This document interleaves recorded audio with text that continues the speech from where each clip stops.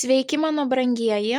Na kągi, šiandieną turėsime lapkričio mėnesio prognozę, bet prieš pradedant noriu priminti, kad prieš lankantis elektroninėje parduotuvėje paulinaoti.com visada nukeliaukite į Paulinos Oti YouTube kanalo įrašų skiltį, ten jūs rasite pačią šviežiausią informaciją, būtent viskas, kas susijęs su elektroninė parduotuvė. Galbūt yra kažkokie tai ypatingi pasiūlymai, sumažintos kainos ar kažkokie tais nuolaidų kodai, kuriais galite pasinaudoti parduotuvėje.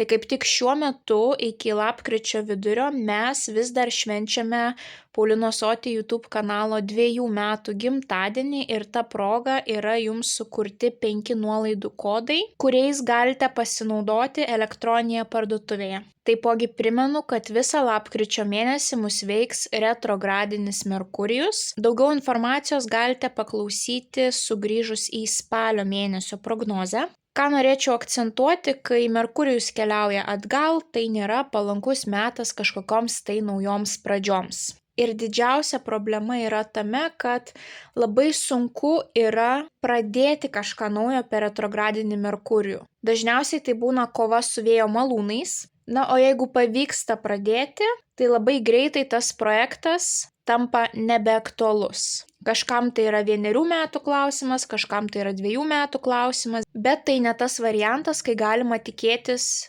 tvirto fundamento, kuris bus ilgaamžis. Ir retrogradinis Merkurijus kiekvienais metais iš mūsų gyvenimo atima nuo 4,5 iki 6 mėnesių. Būtent tas laikotarpis, kada geriau yra ilsėtis, nieko naujo nesiimti.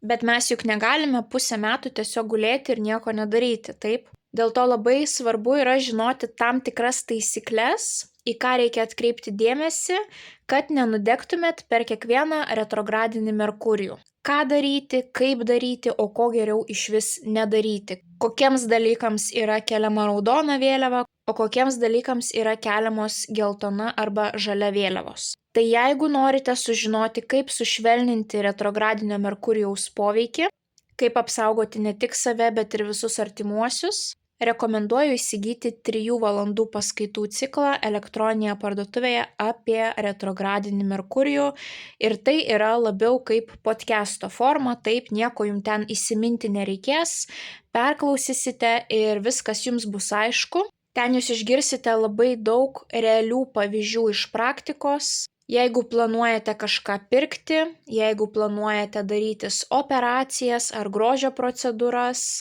jeigu planuojate pasirašyti naujus kontraktus, jeigu planuojate kažkokias tai keliones turėti, kaip reikia elgtis asmeniniuose santykiuose, ką daryti, jeigu tenka eiti į naują darbą per retrogradinį Merkurijų, visos šitos situacijos yra būtent išanalizuotos tame paskaitų cikle. Tai labai rekomenduoju įsigyti ir taipogi iki lapkričio vidurio, įsigijant šitą paskaitų ciklą, jūs galite jam panaudoti nuolaidos kodą ir sumažinti savo prekių krepšelio kainą.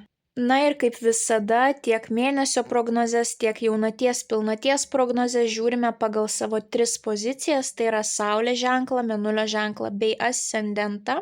Tokiu būdu jūs pamatysite labai išsamų detalų savo laikotarpio vaizdą. Na ir kaip visada, mano dėkingumas keliauja jums, labai esu dėkinga už jūsų įsitraukimą, be jūsų tokio aktyvumo šis kanalas taip ilgai tikrai negyvuotų, tai ačiū jums labai. Jeigu norite stipresnių energetinių mainų, nepamirškite parašyti komentaro po šio vaizdo įrašu, kiekvienam atrašysiu ir palinkėsiu didžiausios sėkmės. Na o dabar keliaukime į jūsų tarologinę prognozę. Žuvis – pagrindinis įvykis žuvims lapkričio 1 savaitę.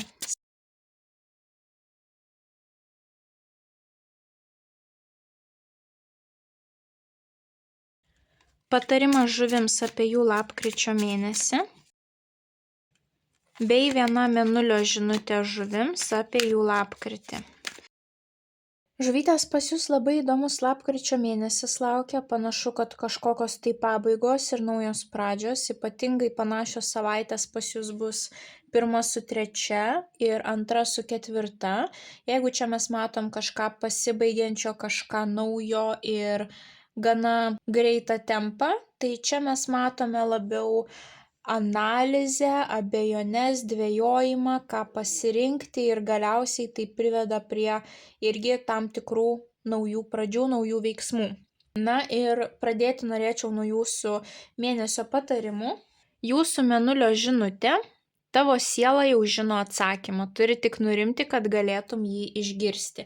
Tai vat būtent tos dvejonės, abejonės, kurios matomos pas jūs tiek antrąją, tiek ketvirtąją savaitę, tai jums reikės nurimti ir panašu, kad jau tuomet jūs suprasite, ką jums reikia daryti. Na ir mėnesio patarimų jums iškrito didysis arkanas imperatorius. Imperatorius būtent yra žmogus su statusu, žmogus valdžioje, kuris daro tai, ką jisai nori daryti ir prisiema atsakomybę, rodo iniciatyvą, nebijo žengti pirmų žingsnių. Tai vat būtent tik nuo jūsų priklausys, kuria linkme jūs nukeliausite ir labai gerai būtų, kad jūs išgirstumėt save ir nukeliautumėt būtent ten, kur jūsų širdis nori nukeliauti. Tai pradėkime nuo jūsų pirmosios savaitės. Jums iškrito kardų riteris. Kardų riteris yra pats greičiausias. Netikėtai pas jūs gali atkeliauti kažkokia tai žinia arba kažkokia situacija, kur neturėsite pakankamai laiko pagalvoti. Taip, jūs turėsite labai greitai reaguoti, imtis kažkokių tais veiksmų. Taipogi šitas riteris yra kovingai nusiteikęs. Galite turėti situaciją, kur reikės imtis iniciatyvos ir pakovoti už tai, kas jums yra svarbu ar už tai, kas jums priklauso. Pavyzdžiui, vienas iš tokių patarimų, jeigu jūs žinote, kad pagal darbo kodeksą jums kažkas priklauso, ar jums, kurie įsigijote kažkokias tai prekes, taip, jūs žinote, kad jums priklauso, pavyzdžiui, ar pinigų gražinimas, ar prekės taisymas, taip, ar dar kažkokios tai paslaugos, ir jums, pavyzdžiui, ta parduotuvė nenori suteikti tų paslaugų, ar darbdavys apsimeta, kad jums niekas nepriklauso, tai va čia yra korta, kuri rodo, kad jūs turite pakovoti už save, kad jūs turite parodyti va tą stiprų stuburą ir kad niekas neprivers pakeisti nuomonės, taip? Tai arba iš šalies kažkokia netikėta žinia atkeliaus, kur reikės greitos reakcijos, arba jūs jau norėsite kibti kažkam į atlapus, taip, ir gana taip griežtai pasakyti, kad man šitos sąlygos netinka ir aš kovosiu iki galo. Tai kai šita korta iškrenta, yra labai gerai nenusileisti, o kovoti už tai, kas jums priklauso. Na ir su šita korta atkeliauja kažkokia tais pabaiga ir kažkokia tais nauja pradžia. Mes turime kardų 10, kardų 10 reprezentuoja pabaigą. Tai galbūt jūs netikėtai sužinosite apie kažkokią tai pabaigą, taip, arba jūs imsitės veiksmų, kad pagaliau tam tikra situacija pasibaigtų, taip. Kardų 10 mes turime subadytą lavoną, tai reiškia šitos situacijos nebeprikelsite ir neverta į ją kabintis, o kaip tik reikia ją paleisti. Galbūt netgi jūs galutinai su kažkuo susipykstate, taip, kadangi šitas riteris gali būti gana toks piktas. Arba gali būti, kad būtent šitas jūsų kardas padės tam tikrą galutinį tašką kažkokiuose tai santykiuose, kažkokiuose tai ryšiuose ir tokiu būdu prasidės kažkas tai naujo jūsų gyvenime. Kardų 10 taipogi gali rodyti operacijas, kad labai greitai netikėtai, pavyzdžiui, reikia kažkam operacijos arba kažkokius tai tyrimus atlikti.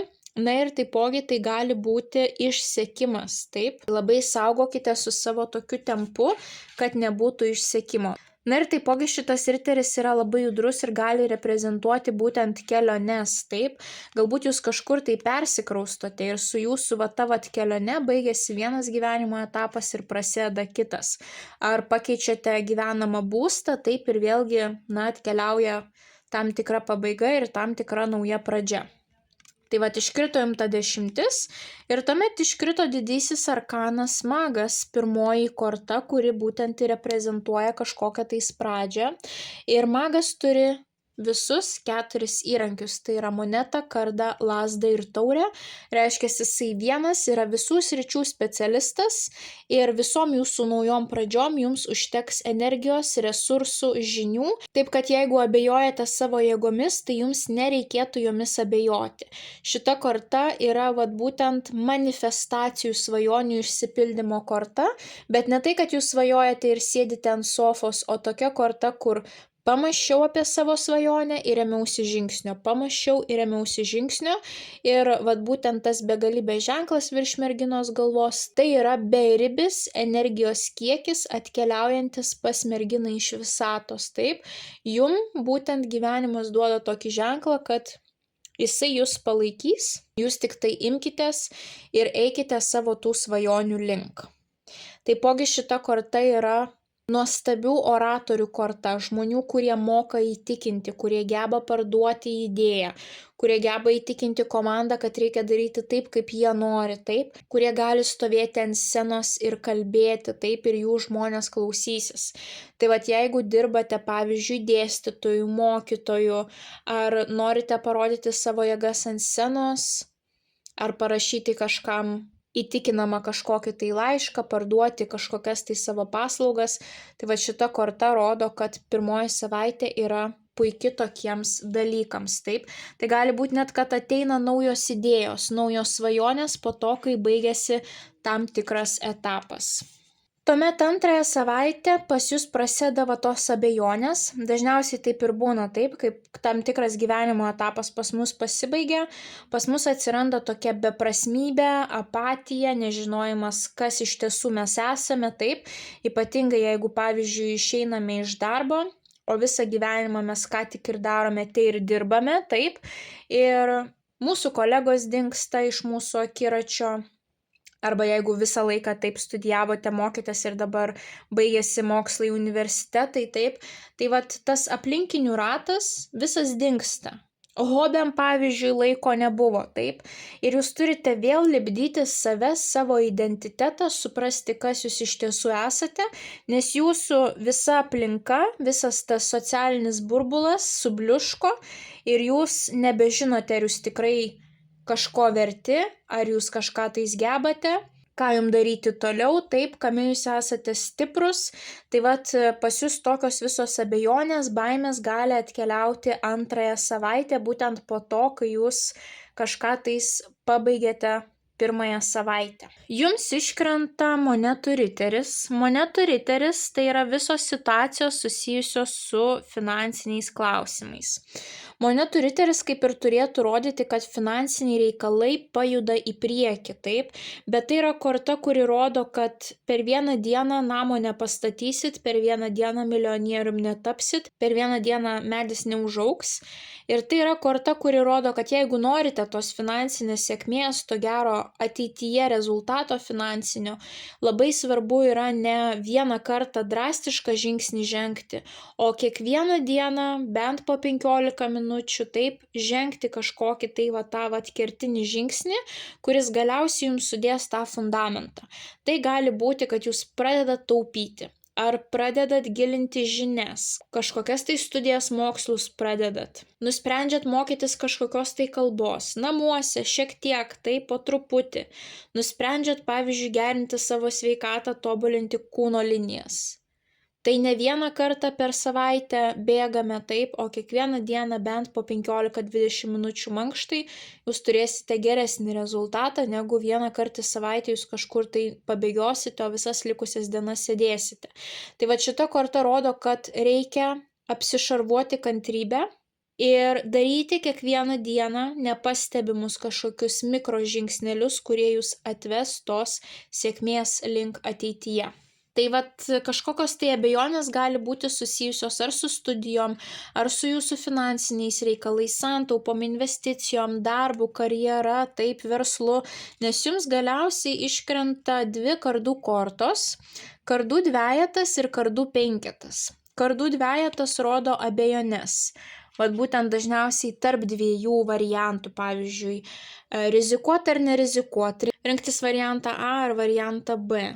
Dažniausiai šitoje kortoje moteris nenori priimti jokio sprendimo. Jinai gali apsimesti, kad problemos nėra, užsirišti akis, taip, ir tempia su tuo sprendimu. Tai vat labai svarbu yra, kad jūs galiausiai anksčiau ar vėliau nuspręstumėt, priimtumėt sprendimą. Taip, galite dabar analizuoti, neskubėti priimti ir panašu, kad jau gale mėnesio jūs suprasite, kuria linkme reikia eiti ir jūs priimsite tą svarbų sprendimą. Taip, bet antrąją savaitę dar jūs kol kas būsite pasimetę ir taipogi jums kardų penketas iškrenta, o kardų penketas gali rodyti konfliktus, nesutarimus, nuomonių išsiskyrimus, kad jūs kovojate už teisybę, bet kokią kainą galite lipti kitiems žmonėms ant galvos.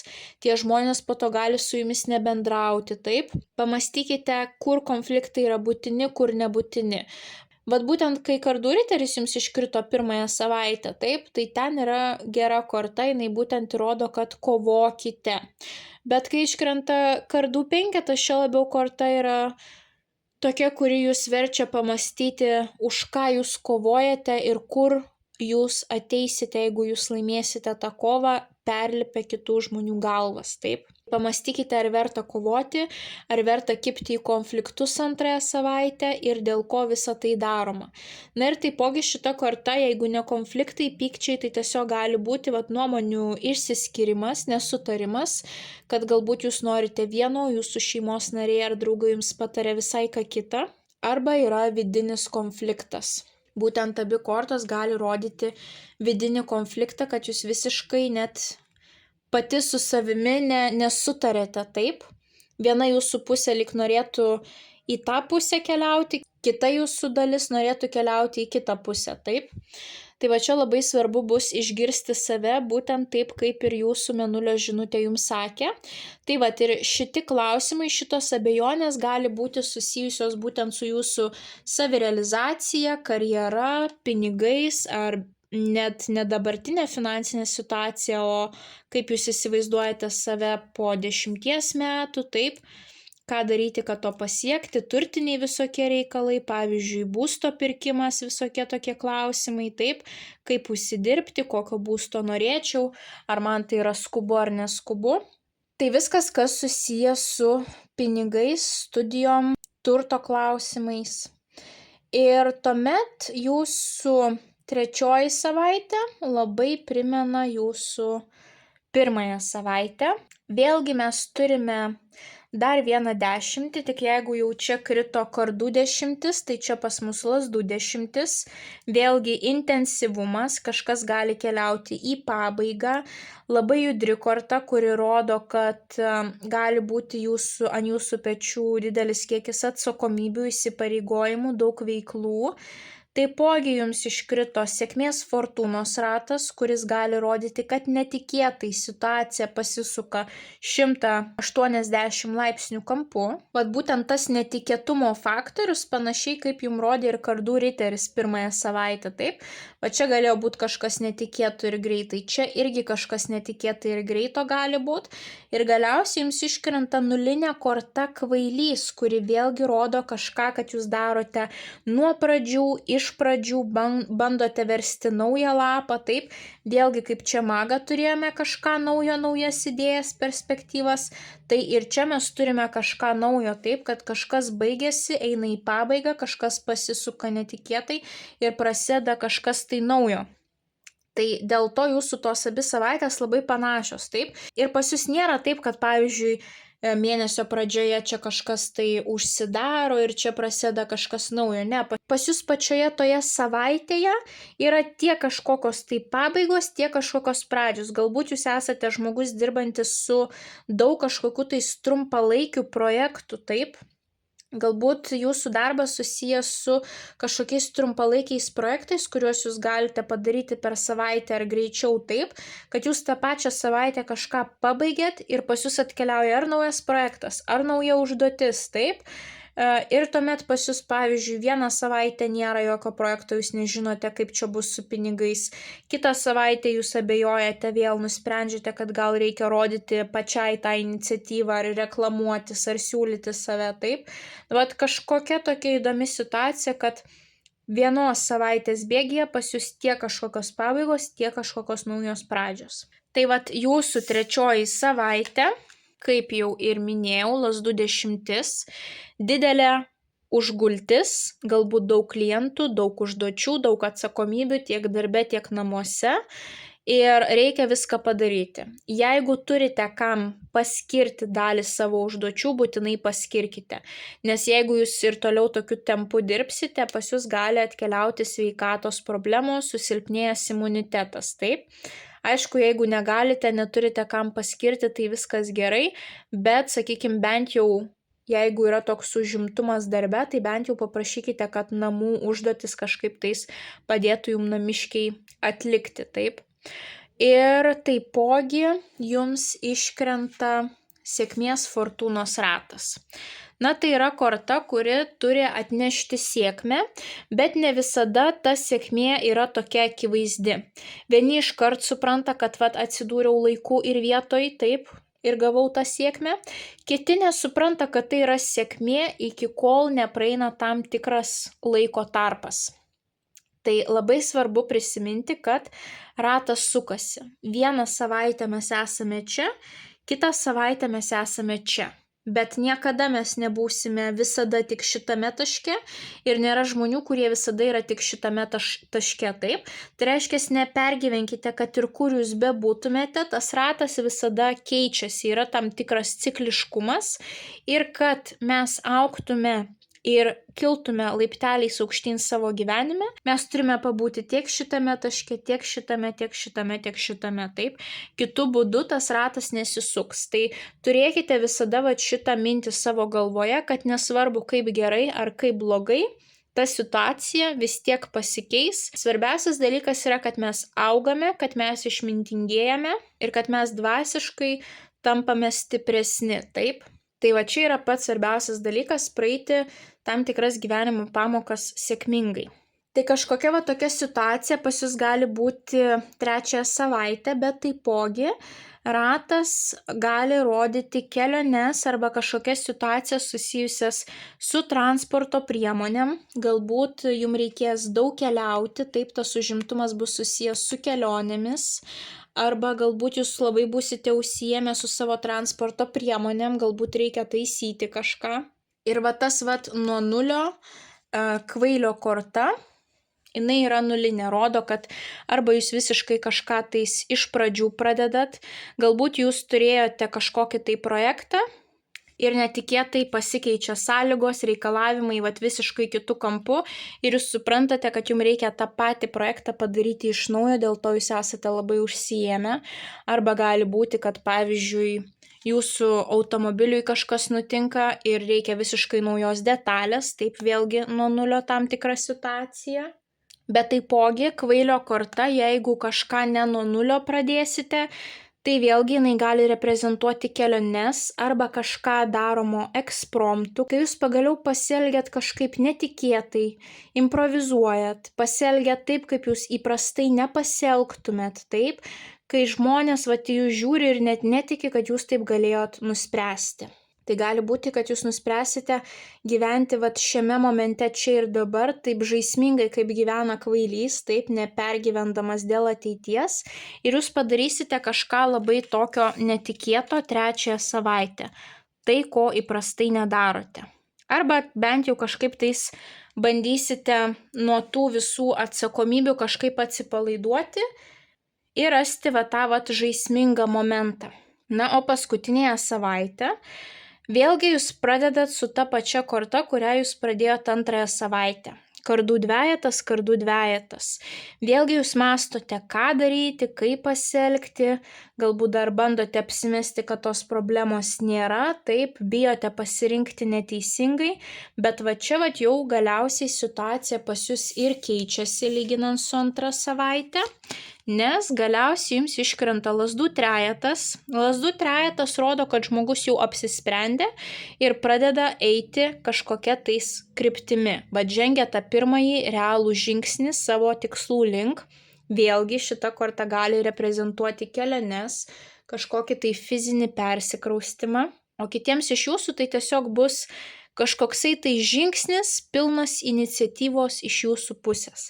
Kad jūs suprantat, kad jau nebereikia kažko laukti, reikia patiems kažkaip tą situaciją keisti. Ir jums iškrenta dar viena pradžios korta, tai yra lazdų tūzas. Lazdų tūzas yra ugninga korta, tai yra ar kažkokia tai nauja aistra atkeliauja į jūsų gyvenimą. Pagaliau, jūs pasirenkat naują kryptį, taip, ir tiesiog gyvenimas nušvinta naujomis spalvomis. Jūs jaučiate, kaip energija pas jūs atkeliauja, kai jūs norite imtis kažko veikti, daryti, judėti, pas jūs atsiranda tas gyvenimo skonis naujas. Vėlgi, abi kortos yra susijusios su fiziniais veiksmais, pas jūs atkeliauja ugninga energetika, kad jūs nusprendžiat reikia imtis, daryti, judėti, sportuoti, nuvykti kažkur, pamatyti kažką, pasikalbėti su kažkuo, taip, tai labai judrios tokios kortos. Netgi gali būti, kad jūs nusprendžiate padaryti namuose kažkokį tai remontą, kažką pakeisti, taip, viskas, kas susijęs su fizinėmis veiklomis, tai jau čia pas jūs paskutinėje savaitę matosi tam tikras situacijos augimas. Na ir dar kartą priminimų jūsų mėnesio patarimai. Tavo siela jau žino atsakymą, turi tik nurimti, kad galėtum jį išgirsti. Tai galiausiai jūs išgirstate tą atsakymą mėnesio paskutinėje savaitę ir pradedat elgtis kaip imperatorius. Tai yra žmogus, suprantantis, kad visa atsakomybė dėl jo gyvenimo krenta ant jo pečių, kad jisai prisiema visą atsakomybę, kad jisai imasi iniciatyvos, rodo tą iniciatyvą, nebijo atsistoti prieš kitus, parodyti save, įkvėpti kitus ir supranta, kad su ta kontrolė, su tuo statusu ateina ir naujos atsakomybės, taip, kurių jisai pagaliau nebijo prisiimti. Tai žuvytės linkiu didžiausios sėkmės lapkričio mėnesį, nepamirškite paspausti patinka mygtuko, komentare parašyti bent jau širdelę, pasidalinti prognozę su artimaisiais, kuriems ji galėtų būti aktuali, užsiprenumeruoti šį kanalą, paspausti pagirimo mygtuką. Ir taipogi nepraleiskite progos pasinaudoti nuolaidų kodais elektroninėje parduotuvėje paulinaoti.com. Na, mes kaip visada pasimatysime jūsų kitose prognozėse. Ate, ate.